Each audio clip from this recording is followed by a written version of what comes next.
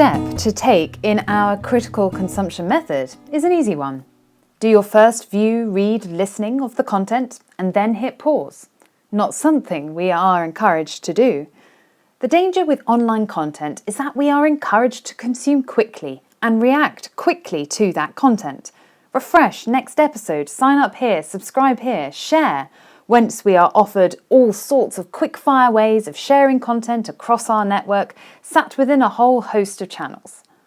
All these subtle, or perhaps not so subtle, encouragements share one goal: to remove our agency, to control our behaviour. To veritably put ourselves back in the driving seat, to counter this drive, to direct our every movement, we need to take our time. A notion which might sound counterintuitive, given the amount of material we can access 24/7. In the spirit of my advice, let me pause on this point briefly. Here's the thing. There is far too much information online for us to ever be able to consume it all. Elsewhere, I have suggested that there are 1.2 million terabytes of data online. The mind boggles at these levels. It feels beyond human comprehension. You might thus not be surprised to hear how many people have attempted to try and get their heads round what all this data means in terms of human consumption. One attempt is the quest to calculate how long it would take for an individual to read a minuscule segment of the internet, the English sections of Wikipedia. The estimates I have seen vary between 30 and 80 years. And remember, this is only one tiny corner of the internet, and one that is continually expanding. So we need to do ourselves a favour and be realistic as to what is humanly possible for us to consume. Once we make our peace with this point, then we might feel more relaxed about not trying to race through anything that pops up on our screens. That said, what I don't want to do is place you into some form of consumption paralysis whereby you become so worried or overwhelmed about consuming any content online that you withdraw from online media altogether. Instead, my aim is to empower you to make the most of the time you do spend consuming online media, for whatever reason.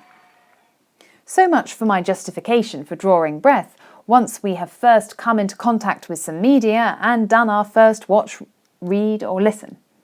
To make the most of those precious human minutes we have just spent, I suggest the following step. Engage in a moment of practical, critical questioning. Let me explain. Many of the guides that have proliferated online in our current times suggest very specific questions to ask of content, news content for example, and suggest tools you can use to critically engage with it. One set of tools helps us do reverse image searches, for example. This allows us to check whether an image really does match the news story it features in or has been taken from a different context entirely, as can so often be the case online. This is not my focus here. Instead, I want to give you a bird's-eye, generalised view of the sort of questioning I think we should bring to bear on content. In other words, I want to explore with you what I see as the headline motivation of these questions, to answer why we really ask these questions and what the answers allow us to understand. Just as with the foundation of critical consumption, which is to consider your biases, the critical questioning stage is really a continuation of that self-reflection. At the heart of this stage is this question: what do I need to know about this content in order to proceed to the next stage of taking considered action? From this headline question comes the following questions. What do I know already that would be useful here? And what do I not know that I need to find out? The second question might feel a bit overwhelming or overly vague. How can you know what you don't know? Well, once you have some broad categories to help you work through both of these questions, it becomes much easier. Broadly speaking, before making a judgment call on any media, we need to have an awareness of the creator, by which I mean the original creator, not the second or third hand creator. I'll come back to this. And the context. For your interest here, I am broadly drawing on literary critic Valentine Cunningham's notion of the big three, comprising a sender, a message, and a receiver. By teaming our awareness of our biases and baggage as reader, or of any form of media, with a knowledge of creator and context, we cover the 3 broad areas required to develop a critical understanding of a piece of content. Let me give some tangible examples of what our creator and context areas might entail. The creator. I have emphasised focusing on the original creator here. What do I mean by this?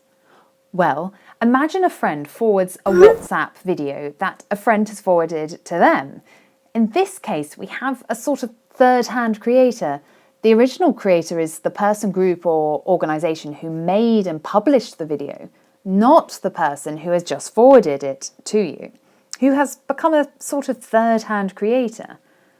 Once we have done our detective work to find out who the original creator is, we can then start to ask some other questions. What was their intention for publishing this content? Entertainment? Information? This cascade of questioning leads us to our context zone. In fact, it overlaps with it.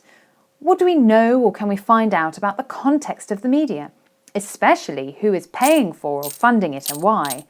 And here again, I mean the original context of the media. This is important.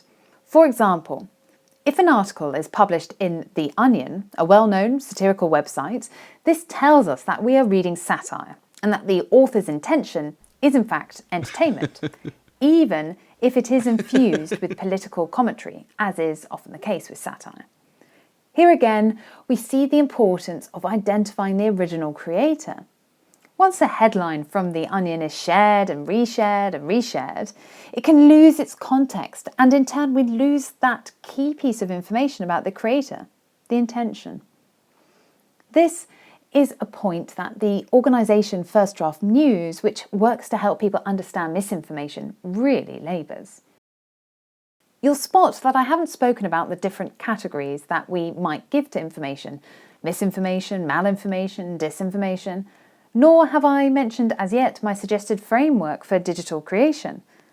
Both of these bits of knowledge that I have explored elsewhere are of course important. As we look to piece together creator and context, we have to keep in mind that what we are presented with might be looking to persuade us, intentionally or unintentionally. We should also keep in mind the motivations and considerations an individual might have to create digital media. Meanwhile, what I have been pushing towards is encouraging you to consume media laterally, by which I mean encouraging you to always place a piece of content within a broader context, searching for information from other sources to bring to bear on the original content you are consuming. By doing this, we start to develop a form of digital heuristics, a quicker fire method of discovering material for ourselves and on a regular basis. Much of what I have discussed here will likely feel very different to how you have hitherto engaged with media online. And I have to confess, until relatively recently, I was as guilty as much as the next person of being sucked in and controlled by what applications, platforms and websites had predetermined would be my engagement with them.